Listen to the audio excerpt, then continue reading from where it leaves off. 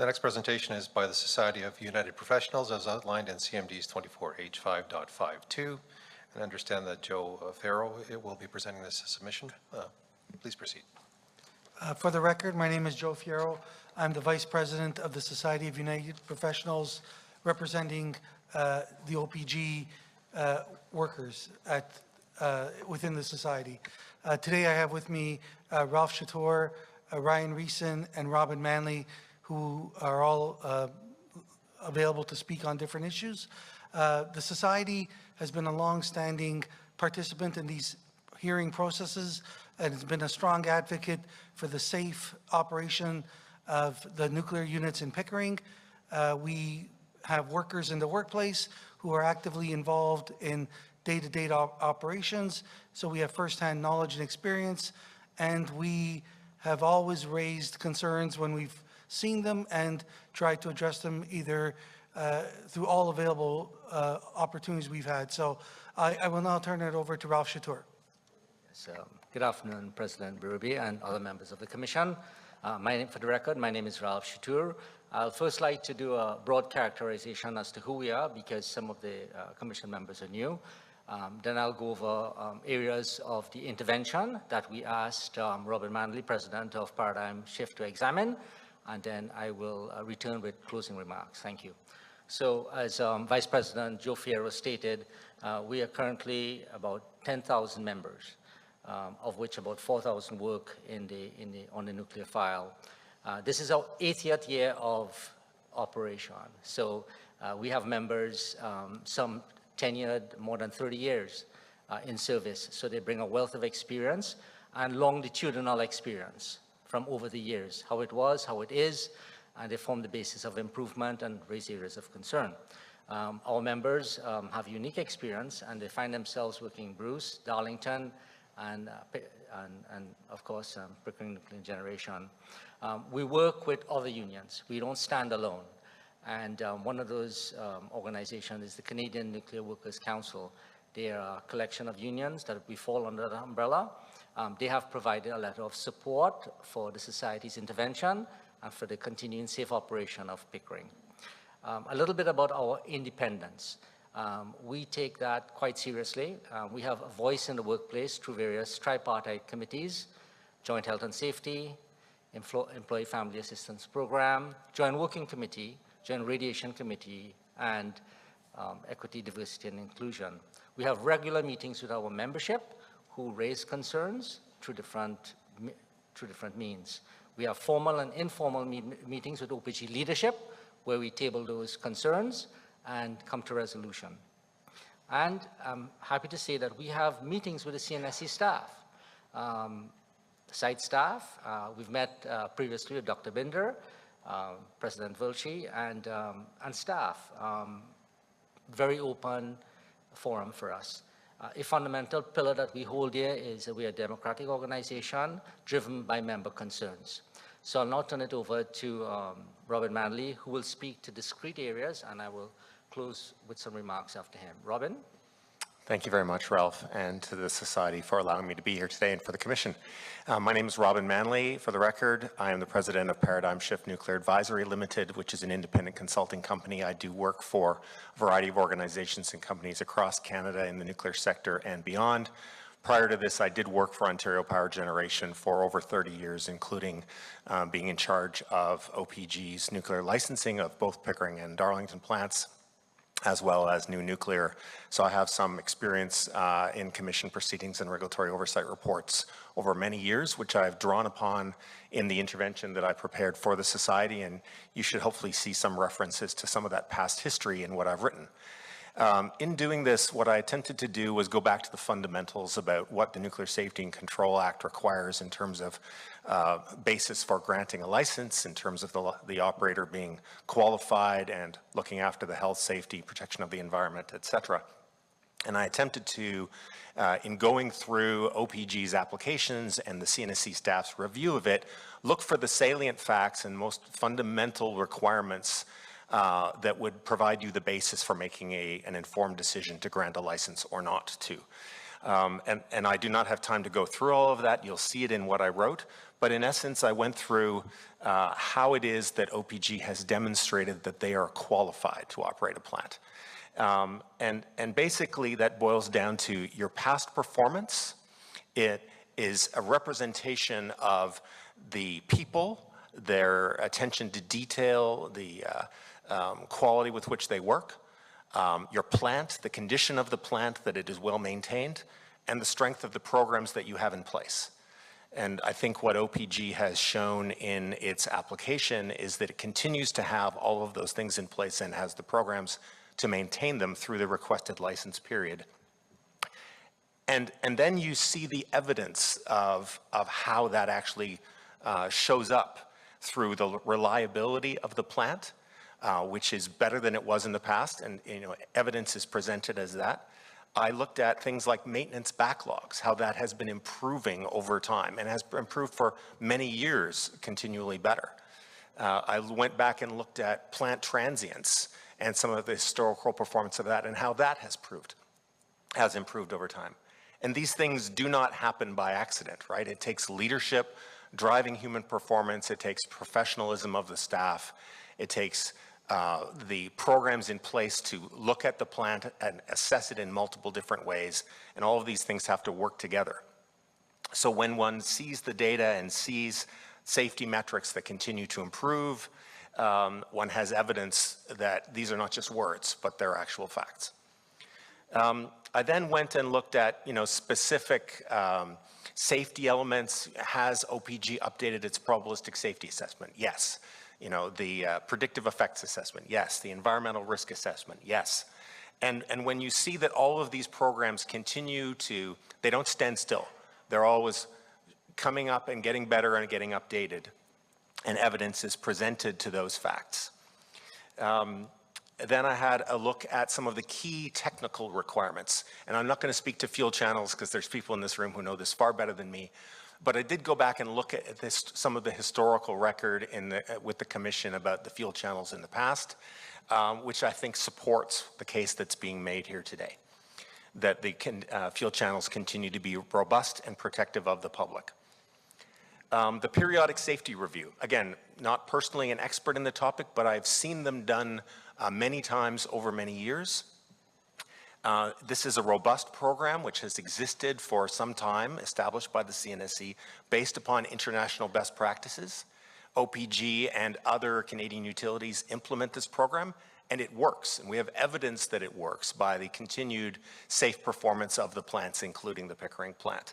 As far as I can see, this PSR 2B update has been done consistent effectively with past ways of doing it, and therefore it should continue to prove effective with the integrated implementation plan actions that are being identified. Some of that work under the PSR includes continually looking at updated codes and standards, and again, this is spoken to in the application about how that has been done.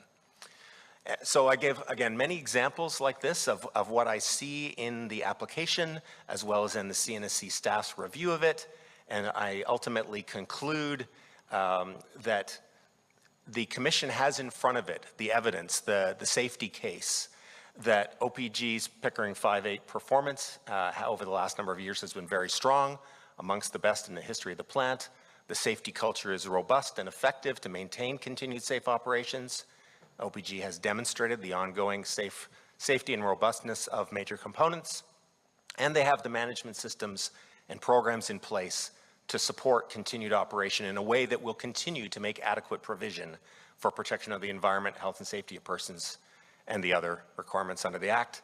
And therefore, in my view, upon reviewing this, the Commission has all of the necessary information to make a positive decision in support of this application. Thank you, and I'm going to turn it back over to Ralph. Thank you, Robin. Ralph Chatur for the record. One of the pillars, as I mentioned, was equity, diversity, and inclusion. We hold very dear reconciliation with Indigenous peoples of this land. And we have examined the application, and we're satisfied that Ontario Power Generation has gone above and beyond in their Indigenous engagement and reconciliation plan. We monitor that progress through our tripartite committees. So in conclusion, we've taken pride in operating these stations for the last 40+ years. We are an autonomous advocate, and we subscribe to the highest levels. We have reviewed OPG's application, and from a performance point of view, we are satisfied that the plant will continue to operate safely and that the license should be granted. The Society fully supports the application tendered by the licensee. And in conclusion, I'd like to thank the Commission for inviting us today to speak at this hearing. Thank you. Thank you for your intervention, and we'll open the floor to questions, and we'll start with Commission Member Hardy, please. Thank you very much for your presentation today. We've heard within your presentation, as well as within OPG's application, that the last several years have had a very strong performance, among the best the plant has ever seen, and we've also heard about not having any lost time injuries within that. I'd like to hear from OPG on just some of the high-level reasons that they believe for this improvement in performance, as well as whether a similar strong performance and longer run times without outages would be projected for an extension period if that's granted. Yes, Emily Tarl, for the record. OPG does have a very strong safety culture, so I'll speak to that first. In terms of our safety performance, that is something that we are very proud of. We are continually benchmarking against the industry to ensure that we can have the safest workplace for our workforce, which includes our OPG employees, plus any contractors or vendors that would be working on our site. And we have seen and continue to see that focus on safety through those programs and in each and every one of our employees. In terms of the plant performance, we've had a very tight focus on plant reliability over the last several years. As you've heard mentioned, our maintenance backlogs have gone from the hundreds to into the teens. This is ensuring that we are fixing and maintaining that critical equipment that's required for plant safety, but also to ensure that we can continue to have that reliable operation. Our outages, we've continued to have our regular scheduled maintenance outages and will continue to do so throughout the extended license period to support our aging management program and those inspections that are required and that maintenance that is required to continue to ensure that safe operation. Great, thank you very much. That concludes my questions. Commissioner Lacroix. Well, thank you very much for the presentation. There's one thing that, which is the elephant in the room here, is the aging of the structures, components, and systems. And when I go through all these submissions, it seems to me that aging is not well defined in a sense that we may quantify the aging process in terms of the variation of material properties or physical properties as a function of the what you call the equivalent full power hours. And through all these submissions, what I found is that they come up with, as a function of the effective full power hours, the diameter of the pressure tube, for instance, will increase by so many millimeters per thousands of effective full power hours. You look at the elongation, again, they provide some information saying that the pressure tube will extend, will stretch by so many inches per so many full power hours. If you look at the HEQ pickup, it will pick up so much hydrogen per effective full power hours. And when I read this material and I put on a plot the variation of these properties as a function of the full power hours, I always come up with a straight line. It seems that all these aging mechanisms are linear. And I'm wondering, am I right when I say that? And the reason why I'm asking this question is that if it's linear, a 2-year extension of the operation of units 5 to 8 is nothing I mean, it's a walk in the park. But if these function or some of these properties evolve non-linearly with extended or effective full power hours, I mean, this is a totally different picture. So I would like to hear from Ontario Power Generation your point of view on this matter. Thank you. Alec McDonald, for the record. So you are right in saying that some of the mechanisms are roughly linear, as the dominant factor is related to the neutron flux essentially that the component receives, which is related to the effective full power hour, as you say. Some of the degradation mechanisms, however, are not linear, which is why we conduct such rigorous inspection programs compliant with CSA and have predictive models that help us forecast into the future to understand how those particular mechanisms are expected to behave. The nature of our program requires us to, when we inspect, not only are we interested at that moment in time, we look backwards and demonstrate, did the inspection findings in fact meet the predictions? Which is what we call condition monitoring, which is a method that we use to validate that our models are predicting correctly, and then we take those new inspection inputs to further refine the model to better understand and better forecast. So not only do we look historically and validate that the inspections of today have met our predictions, we then use those inputs to further refine the model and forecast forward again in an operational assessment to demonstrate that over the next operating interval or until the next planned inspection, whatever that duration of operating time is, that we can accurately predict how all of those mechanisms will behave and that they will all meet the acceptance criteria prescribed within the CSA standards or fitness for service guidelines, depending upon the component, which forms the basis for our component dispositions that are submitted to the CNSC for review and acceptance, which forms the licensing basis to continue operating those components. So we rely on those inspections. We also rely on a robust research and development program that will artificially age components well beyond our current actual life to help us refine those models and better understand what to expect many years into the future to avoid surprises and things like this. So it's a combination of understanding the mechanism, validating through inspection, maintaining as required, and in parallel conducting significant research and development into aging well beyond our current operating point to have confidence and assurance in the fitness for service through to the next operating interval. And could you provide us with an example of a non-linear mechanism? So Alec McDonald, for the record, one example would be HEQ, for example, is something that's not directly linear, and we continue to refine those models based on significant inspection and monitoring activities. I'll come back later with the HEQ. Thank you. Thank you very much. I'm going to change the narrative a bit here since we have representation from labor with us in the room.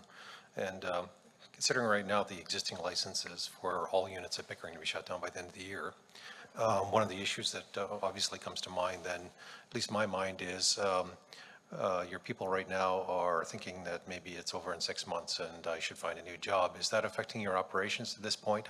What is your continuity for staffing at this point? Should an extension be granted?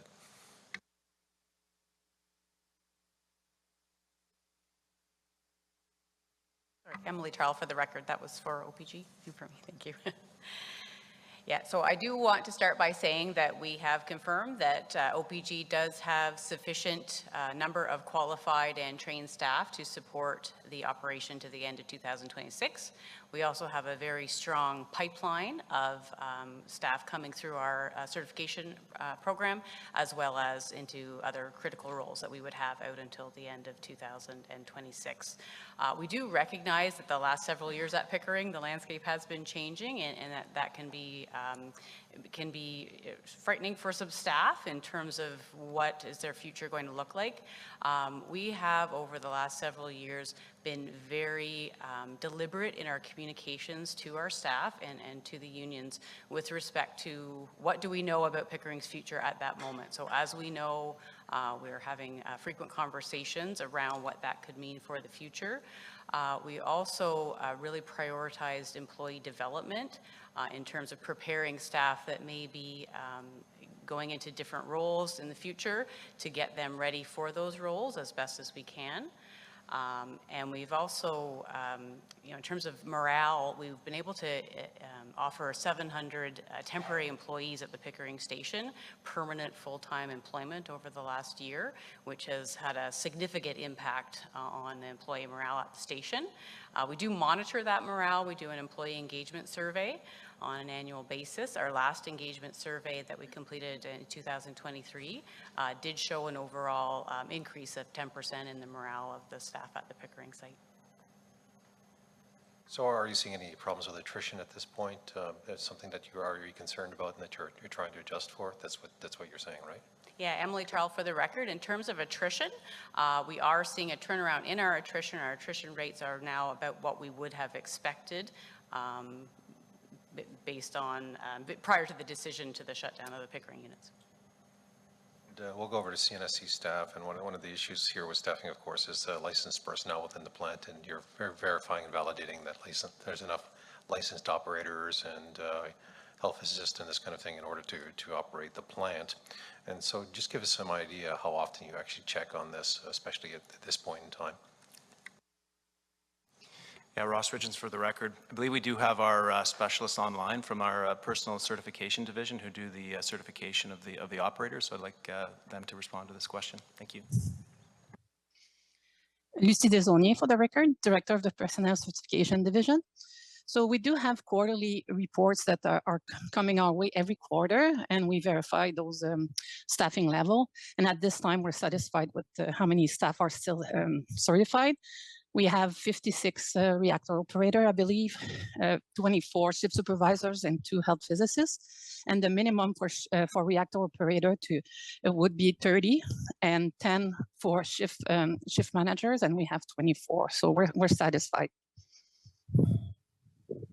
Thank you for that. I'll go back to the interviewer for the question because you're sitting here and you're here to answer our questions. So one of the questions I have for you is right now, because you're representing a number of unions that are working across the nuclear fleet, do you know of anything that is of concern going on with Pickering, the Pickering plant at this point? Is there anything with the memberships that you're aware of that you'd want to bring to our attention? Ralph, thank you for the question. Ralph Chatter for the record. I'll pass that over to Vice President Joe Fierro. So we regularly have discussions with OPG when we have concerns, and we're constantly raising those and sorting those out with OPG. At the present time, there's nothing of serious concern that we're struggling with OPG. We're working together to resolve those issues with the positive news potentially for a 2-year extension for Pickering, with the positive news potentially for new SMR units. We believe that should result in greater opportunities for employees at OPG with lesser concerns about retention or negative employment opportunities. So I think things right now, as OPG stated, have slightly picked up in the way of engagement, and a positive decision for this extension will just add to that and give employees a little bit more certainty. Thank you for that. That concludes my questions, and over to you for final remarks once again.